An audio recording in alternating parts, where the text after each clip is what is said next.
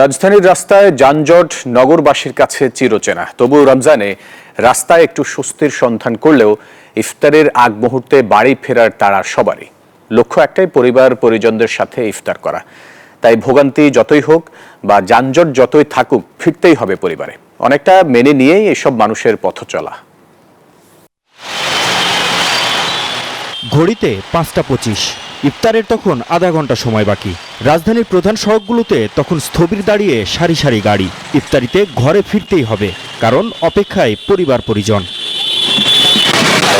সারাদিনের কাজের ক্লান্তি শেষে যখন ঘরে ফেরার পালা, তখনই যানজটে অনিশ্চয়তায় পরিবারের সাথে ইফতার করা যাবে কি যাবে না, একটু উদ্বেগ ও সংশয়। আরামবাগ থেকে ঘুরছি, অটোমেটিকলি বাংলা মোটর আসতে আমাকে 2 ঘন্টা হয়ে গেছে।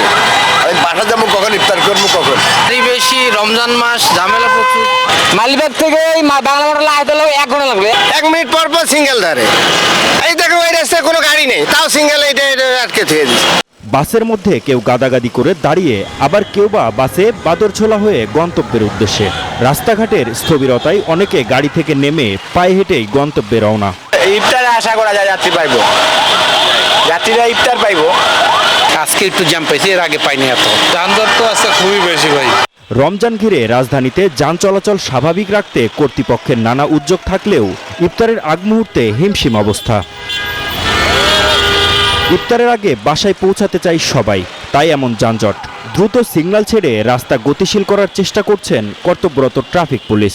একসাথে যখন গাড়ি বের হয় তখন আমাদের রাস্তার মধ্যে অতিরিক্ত গাড়ি চাপ করে যায়। যথাসময়ে ইফতার যার যার বাসায় করতে পারে, এই জন্য আমরা তৎপর আছি। ব্যবসা গরম, রোজা, আবার সামনে ঈদের কেনাকাটা, সব মিলিয়ে যানজট নিরসন যেন পরিকল্পনা আর প্রতিশ্রুতিতে আটকে না থেকে বাস্তবতায় রূপ নেয়, এমন প্রত্যাশা নগরবাসীর। মাহমুদ হাসান, নিউজ 24, ঢাকা।